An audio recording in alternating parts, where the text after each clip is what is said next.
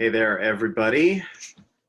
We are going to get started in in about 1 or 2 minutes with working from home. And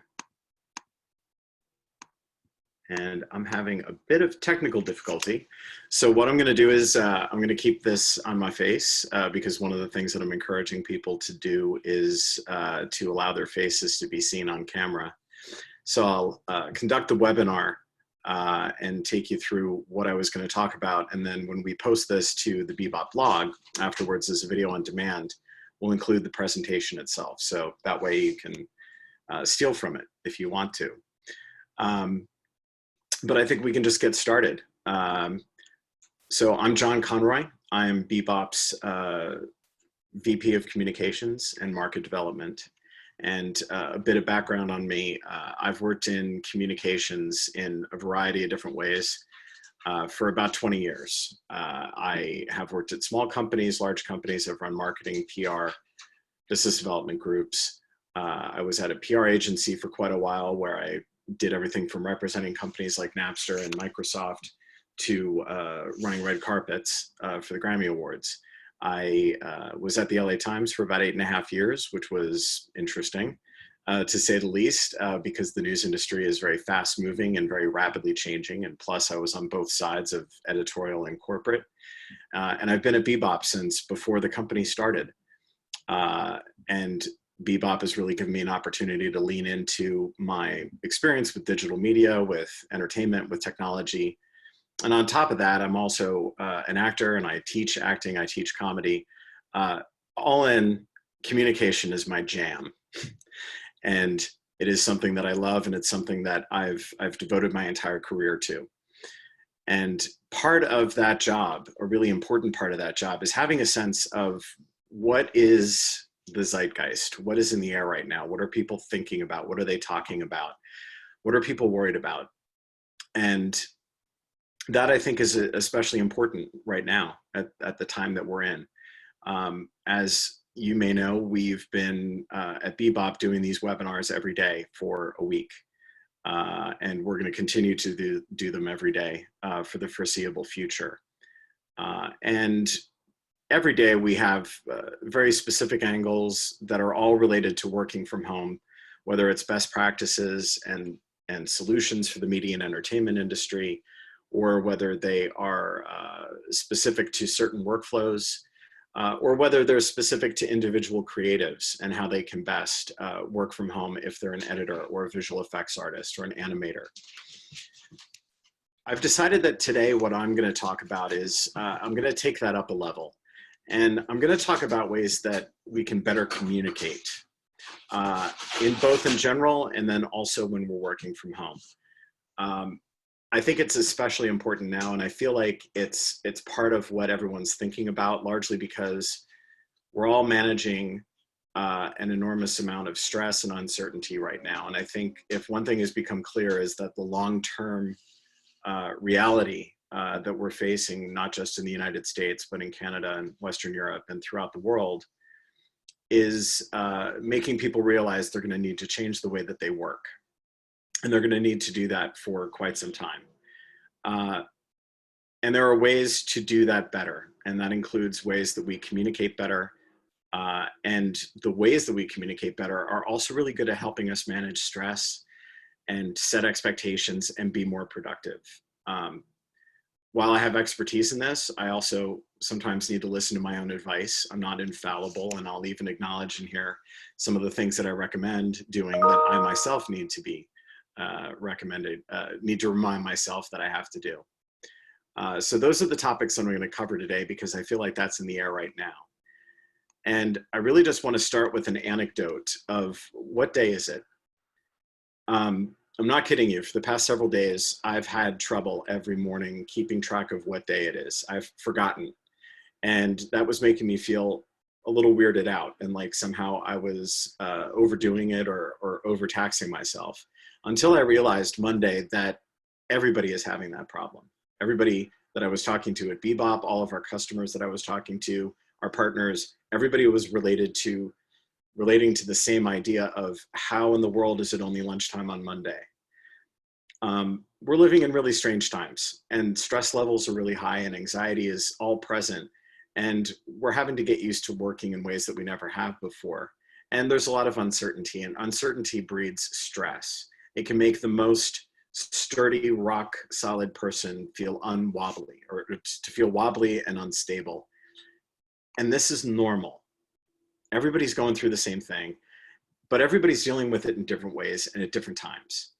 So it's really important to give yourself and your team a wide berth to deal with these feelings. Because if you don't deal with them, if you just suppress them entirely, well, that isn't going to work. Something's going to break. And that something is probably you or somebody that works for you.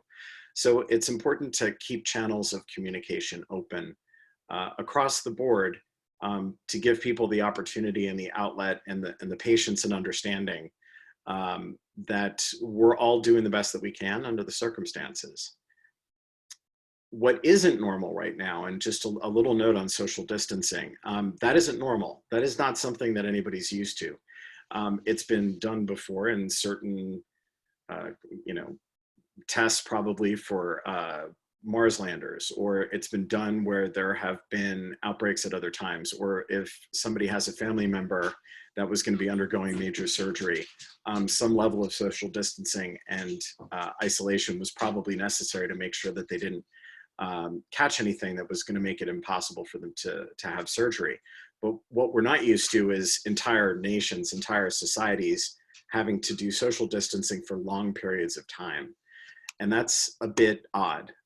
But the biggest thing to keep in mind with that is that social distancing and isolation, they make you feel like you're on a boat, but the anchor has been pulled up and you're drifting. And that's really uncomfortable, but it's also totally normal. And there are ways around it. And so I'm going to talk a little bit about those ways and some tips and tricks, and then specifically how we can better communicate so that working from home does not need to be a source of stress. One of the things that I've been thinking about is shifting my thinking, where I'm not really crazy about picturing myself on an anchorless boat that's drifting out to sea. So my imagination has been taking me to imagining that I am on a space station. The imagination can be a really great thing. It doesn't just have to be there for irrational fears. I realize in retrospect that I think part of the reason why I hate the idea of being adrift at sea is because I've always been terrified of the ocean. And once was convinced that I saw a shark in the Hudson River. You can guess what movie I had just seen. But the point is, putting yourself in a different mindset can be really helpful. So I've shifted myself to thinking, what would this be like if I was on a space station? And I mean that from the standpoint of time. Time of day is impossible to gauge. And it's really important to have routines. Routines are really necessary when you're working from home. It's necessary in order to stay productive, it's necessary to be healthy, and it's necessary to be sane. One of the things that I think is probably a good idea to just kind of, as I would describe it, escort the elephant out of the room, is that there is a stigma, a long-standing stigma with regards to working from home. And that idea is that, oh, you're not really working, you're just goofing off. Anybody who's worked from home, and I have primarily for quite some time, anyone who's actually worked from home for any stretch of time would describe that stigma with one word, which would be bullshit. Honestly, the biggest risk of working from home is not that you're going to goof off. It's that you're never going to feel like you're off the clock. And it's important to remember that you're going to feel this way, and that everybody that works for you feels this way, and everybody that you work for feels this way. And it's a key source of stress. And it doesn't have to be, because there are things that we can do in creating a work-life balance that can make that easier. So the first thing to consider is that you want to establish a schedule, and you need to stick to it. And those schedules include hours for work. They also include hours for not work. Don't overdo it. one of the first things that I started to do when I began working from home, or whenever I've had a stretch of time where I'd be working from home, is that I would wind up scheduling 8 hours of nonstop meetings.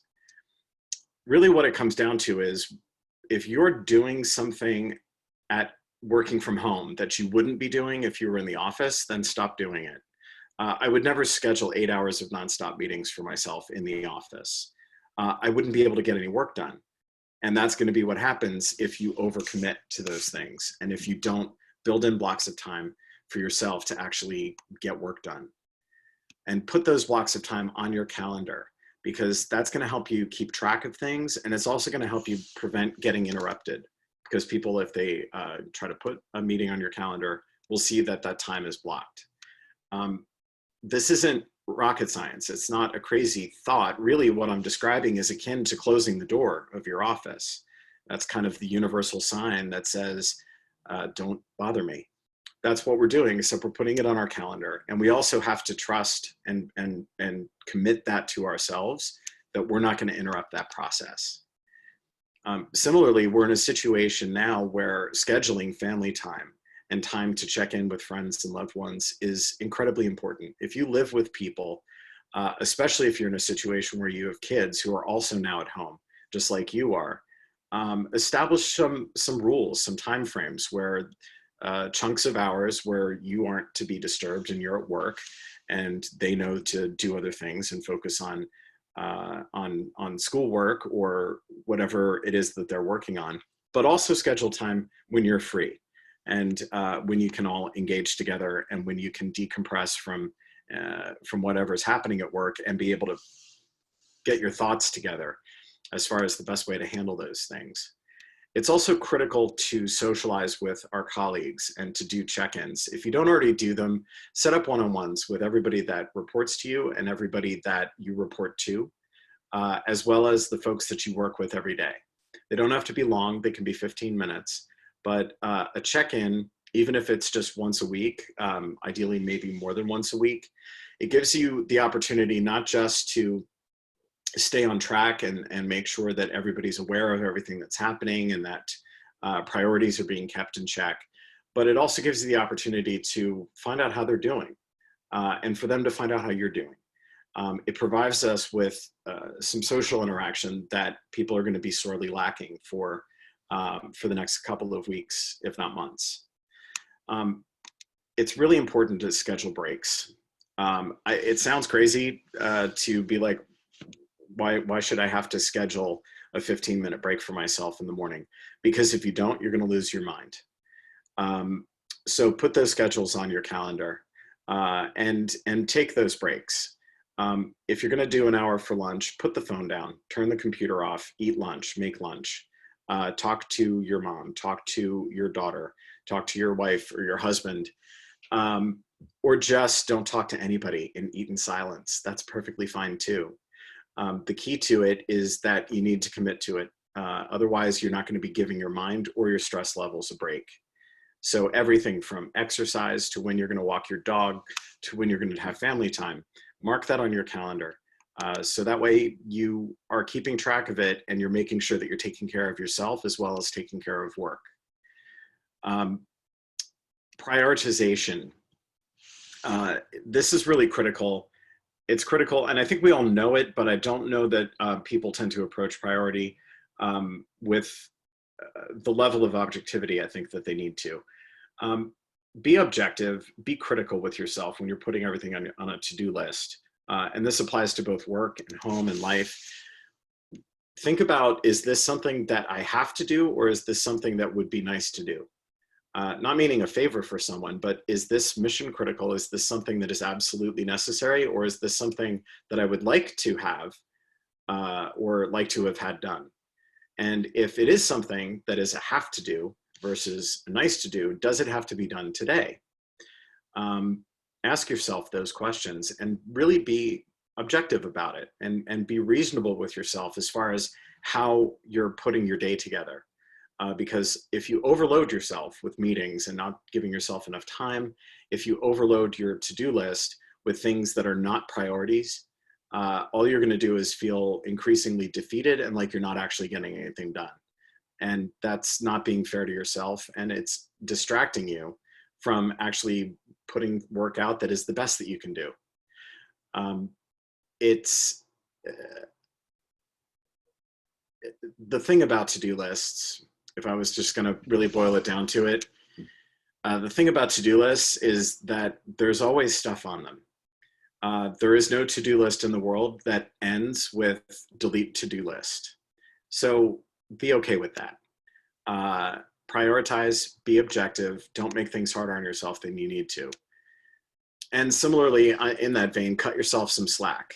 Are you feeling guilty because you're watching this webinar or listening to this webinar while you have a tab open that has cat videos on it?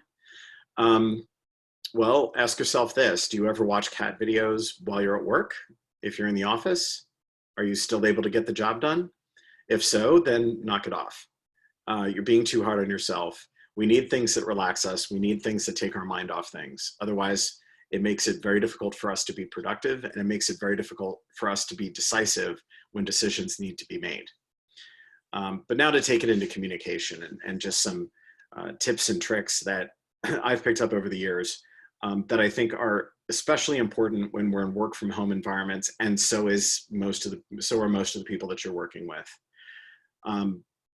The first is stay positive as best as you can. I know it sounds easy for me to say, but it's really hard to communicate with people when you're pissed off or you're freaking out. And inevitably that's going to backfire because it's going to result in the valuable information that you may have to communicate getting lost in negativity and emotion.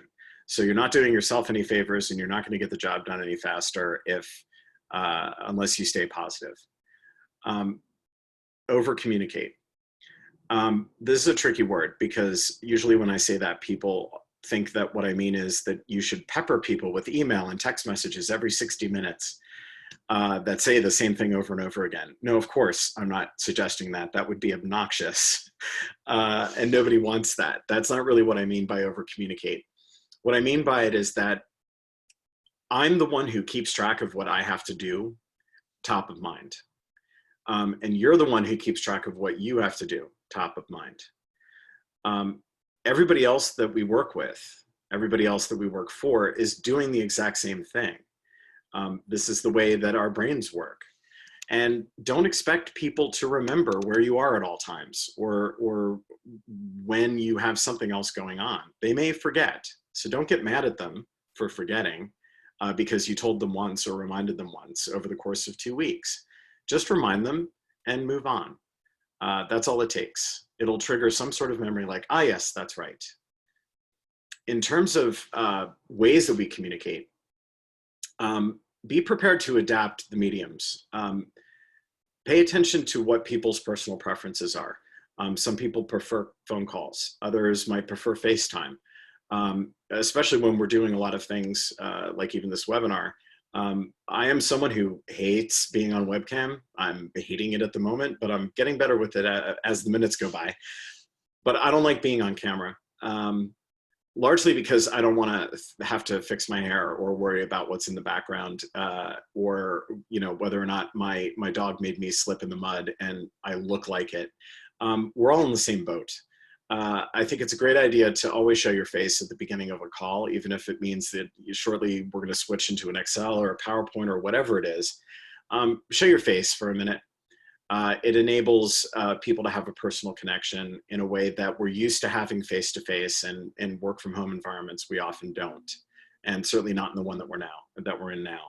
So pay attention to what kind of mediums people tend to gravitate towards and what they feel most comfortable with, and engage with them using those mediums. So whether it's a phone call or a FaceTime or WhatsApp, text message, Facebook Messenger, whatever it is, think about adapting your style to suit the person that you're trying to communicate with. Chances are they're going to be doing the same thing. And at the end of the day, what's going to happen is that you'll get into a routine that everybody is cool and comfortable with, and you won't even think twice about picking up the phone and using WhatsApp for the one person, the one customer that you need to speak with, or the one producer you need to speak with. who prefers to use it. There is a running joke when it comes to check-ins and meetings and so forth. There's a running joke that I think started a few weeks ago, which was along the lines of, I guess we're about to find out what could have been an email after all. There's a lot of truth in that, though. And that's, I think, one of the valuable communication lessons that that is getting learned very quickly. There are some things that are easier done on the phone than they are in email. And there are certain things that are easier done in email than they are in a meeting. And then there are the times that you need to have a meeting. If you are going to have a meeting, then make sure you have an agenda so that there are some guardrails on the playpen to make sure that the purpose of the meeting is actually being accomplished as best as possible. Similarly, when you're scheduling meetings, really be careful about the time that you're scheduling it for. Usually by default, we usually gravitate towards 1 hour meetings. Rarely are 1 hour meetings needed. When they are needed, then do it for an hour.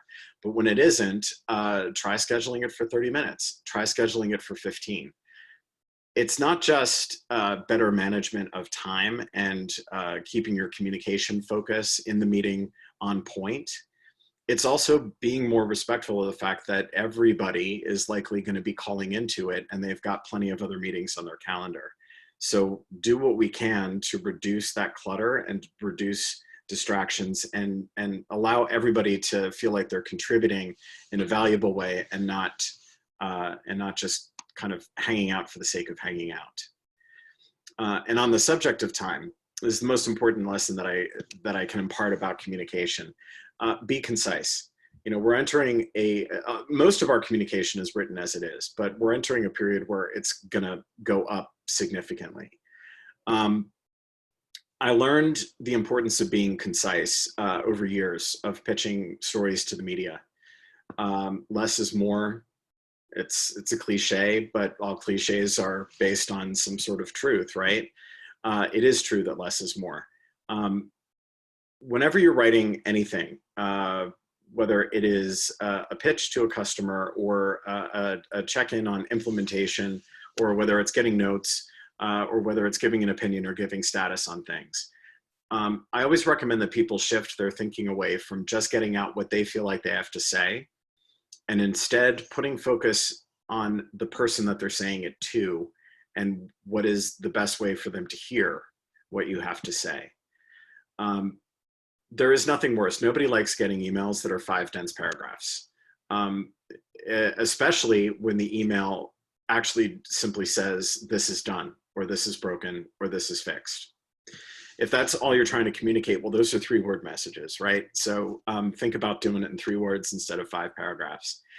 Sometimes really long, detailed emails are necessary. I always recommend that people start shifting towards bullet points whenever possible, just to make it easier to look at and digest and read. It seems like a small thing, but it makes a huge difference. Most of us are on mobile phones, right? And that's where we're getting the bulk of our emails in. Thick paragraphs of text look even worse on the phone. So keep that in mind. Always put your focus on what is the most important information that I have to communicate, and then communicate that using as few words as possible. Nobody has the bandwidth otherwise. And the faster that we're able to get to the point, well, that's going to be less work for you. And it's going to be easier and faster for the person you're sending it to. We can eliminate fluff. It's really, all it does is put more words around the words that are actually important. And that is not going to really help, right? Similarly, preemptively writing explanations or providing a ton of details on something when that information hasn't been asked for is usually a backwards way of approaching it. Largely, it's akin to an old PR adage. Whenever I would do media training with people, one of my overarching messages would always be, don't answer the question that hasn't been asked.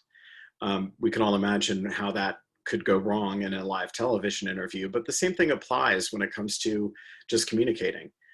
If somebody simply needs to know that something has been taken care of, that's probably sufficient.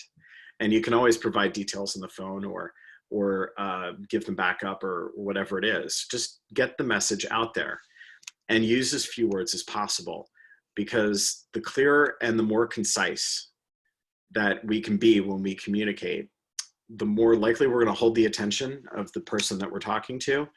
Even more importantly, the information that is really crucial for them to know is going to land better because it's not being obscured by unnecessary words. And you're less likely to create confusion and misunderstanding and misconceptions and assumptions. I will say it very bluntly and concisely and let it sink in. The more words that we use, the less we are understood. That sounds counterintuitive, but it is absolutely the truth. And the less words that we use, the more likely that we will be heard and the information that we need to convey is going to come across. So keep that in mind, especially during these lengthy work from home periods, because what it will do is help everything move faster. People will appreciate it more, and you'll find very often that you're able to get more done because you're not spending a lot of time writing words that nobody wants to read. That is pretty much my spiel on communications. Hopefully this has been helpful. Hopefully this has provided you with some sense of how am I going to make this work? Because I feel like that's the big question that everybody is asking, not just in the media and entertainment industry and not just in technology, but across the board. Tomorrow, we will be going back to more of our regularly scheduled programming.